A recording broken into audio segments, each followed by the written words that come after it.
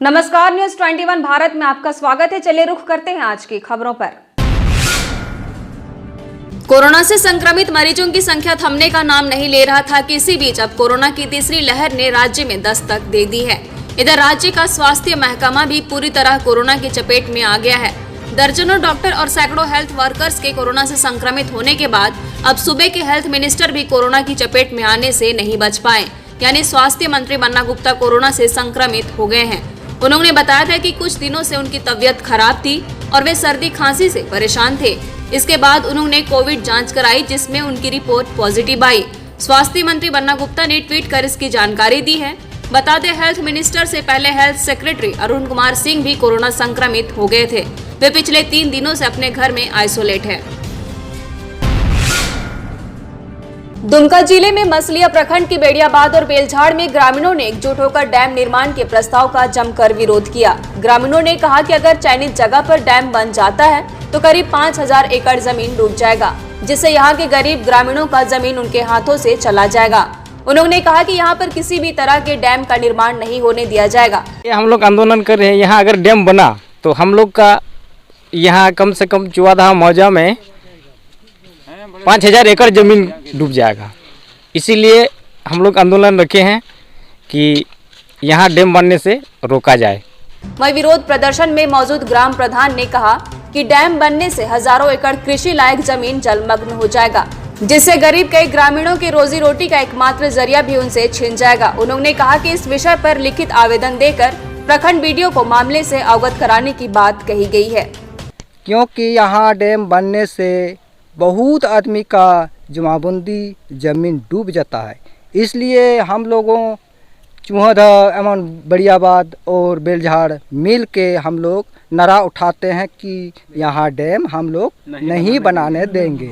Dam बनने से क्योंकि हम लोगों का जमाबंदी ज़मीन है वो सब हमारा डूब जाता है। इसलिए हमारा रियात सब मेरे यहाँ आके रोता है तो वो आंसू कौन पूछेगा। इसलिए हम लोग नारा उठाएं ताकि ये दिल्ली सरकार तक ये हमारा आवाज़ जाए और ये काम ताकि बंद करो, यानी बनाने हम लोग नहीं देंगे। बेरमो में बिजली विभाग की ओर से पिछले 1.5 महीने से अनियमित बिजली कटौती से नाराज व्यवसायियों ने सब स्टेशन का घेराव किया। फुसरो युवा व्यवसायी संघ के नेतृत्व में व्यवसायियों ने सब स्टेशन पर बिजली विभाग के विरोध में जमकर नारेबाजी की।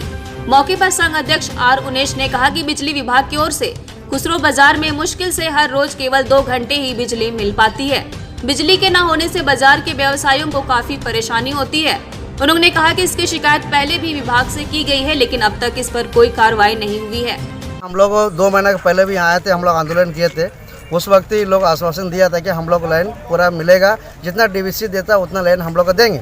लेकिन यहाँ लॉगबुक के अनुसार 14 घंटा डीवीसी दे रहा है और डीवीसी से भी हम लोग से बात हुई है, वो भी कह रहा है कि 14 घंटा मिल रहा है, परंतु पुसरो बाजार में केवल 2 घंटा बिजली मिलती है।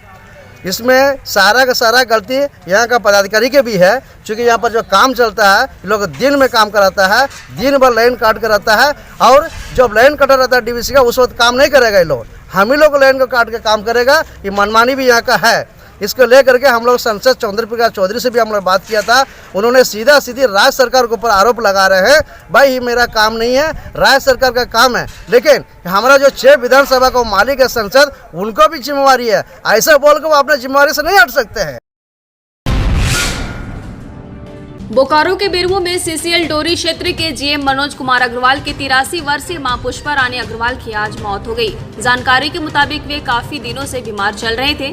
खबर की जानकारी मिलने के बाद 16वीं लोकसभा के सांसद रविंद्र कुमार पांडे, बीएड के GM M K. Rao, Kathara GM M K. Punjabi, श्रमिक नेता आर उनेश, महेंद्र चौधरी, विकास सिंह, कैलाश ठाकुर, सुरेंद्र सिंह, सीसीएल अधिकारी, श्रमिक नेता समेत कई लोगों ने ढोरी जीएम कॉलोनी स्थित महाप्रबंधक आवास पहुंचकर उनका अंतिम दर्शन किया। दूसरों के जीवन बचाने के उद्देश्य से कई संस्थाएं रक्तदान शिविर का आयोजन कर लोगों को रक्तदान देने के लिए प्रेरित करती है।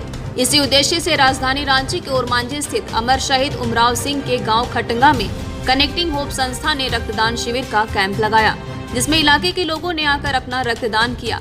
रक्तदान शिविर के माध्यम से कनेक्टिंग होप संस्था लगातार लोगों को रक्तदान करने के लिए प्रेरित करती है। साथ ही समय समय पर अलग अलग इलाकों में रक्तदान शिविर का आयोजन भी करती है। साहिबगंज में जिला प्रशासन के आदेश और साहिबगंज महाविद्यालय प्राचार्य के निर्देश पर नंदन भवन में नोडल अफसर NSS डॉक्टर रंजीत कुमार सिंह के नेतृत्व में 15 से 18 साल के बच्चों के लिए कोरोना से बचाव के लिए वैक्सीनेशन कैंप का आयोजन किया गया, जहां सैकड़ों की संख्या में छात्रों ने कोरोना का टीका लगवाया। टीकाकरण अभियान के दौरान सभी छात्रों को कोरोना से बचाव के उपाय और महत्व के बारे में विस्तार से जानकारी दी गई। इस दौरान डॉक्टर रंजीत कुमार सिंह ने सार्वजनिक स्थल पर कम से कम जाने, अनिवार्य रूप से मास्क लगाने, साथ ही कोरोना से बचाव के सभी नियमों को पालन करने की अपील की। डॉक्टर सिंह ने कहा कि ओमिक्रॉन के नए वेरिएंट को हल्के में लेने की भूल न करें।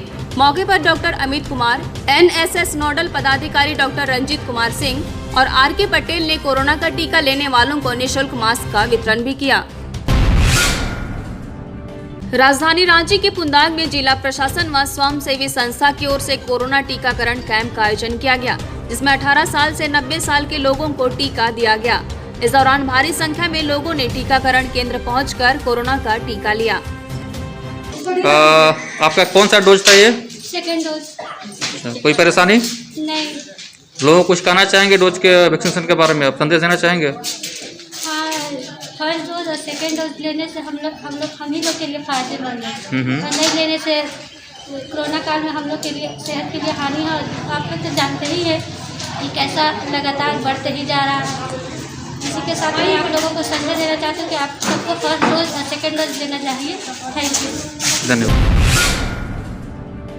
गुमला जिले में नक्सलियों ने बिशुनपुर के कुजाम में माइंस में लगे 4 Poclain JCB, 17 Hyva, 6 drill machine समेत 27 गाड़ियों पर आग लगा दी। इसके साथ ही नक्सलियों ने धमकी भरी पोस्टर भी छोड़ी है। इधर नक्सलियों के इस आतंक से माइंस में काम कर रहे मजदूर भी काम छोड़कर भाग गए। पुलिस के मुताबिक माकपा माओवादी की रीजनल कमांडर 15 लाख के इनामी रविंद्र गंजू के दस्ते ने लेवी के लिए इस तरह का उत्पात इलाके में मचाया है। वारदात की जानकारी के बाद SDPO मनीष चंद्र लाल ने घटनास्थल पर पहुंचकर स्थिति का जायजा लिया। जांच के दौरान उन्होंने बताया कि आदित्य बिरला ग्रुप की हिंडाल्को कंपनी, रेजिंग व ट्रांसपोर्टिंग कॉन्ट्रैक्टर व NKCPL कंपनी के वाहनों को जलाया गया है। इसमें 4 Poclain JCB, 17 Hyva, 6 drill machine में आग लगाई गई है। उन्होंने बताया कि वाहनों के चलाने से करीब 11 करोड़ रुपए के नुकसान का अनुमान है। मामले में पुलिस नक्सलियों के खिलाफ छानबीन कर रही है।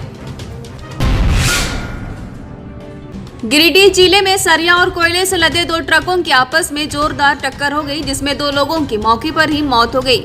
यह हादसा निमिया घाट थाना क्षेत्र के रांगा माटी के पास हुआ।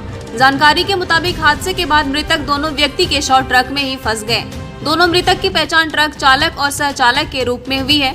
वही घटना की सूचना के बाद मौके पर पहुंची पुलिस ट्रक में फंसे शव को बाहर निकालने की कोशिश कर रही है।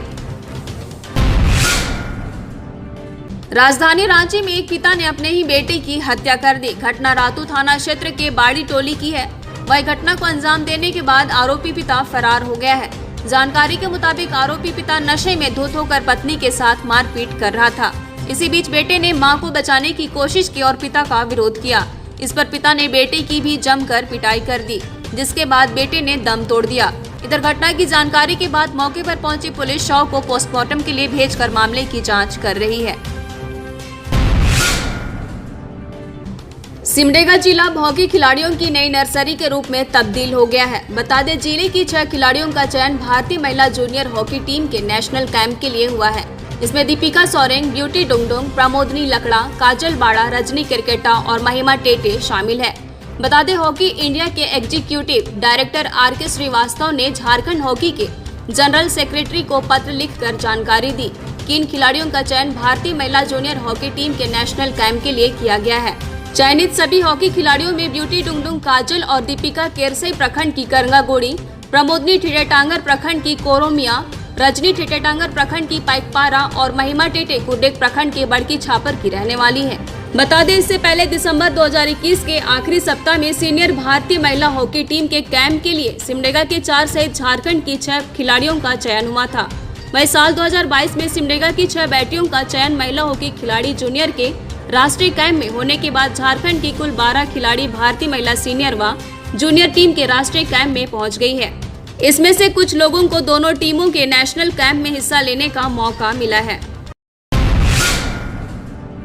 खबरों की नई अपडेट पाने के लिए आप देखते रहे न्यूज़ 21 भारत। अगर आपके पास भी कोई खबर हो जो आप हम तक पहुंचाना चाहते हैं तो 7295081412 नंबर पर भेज सकते हैं। नमस्कार।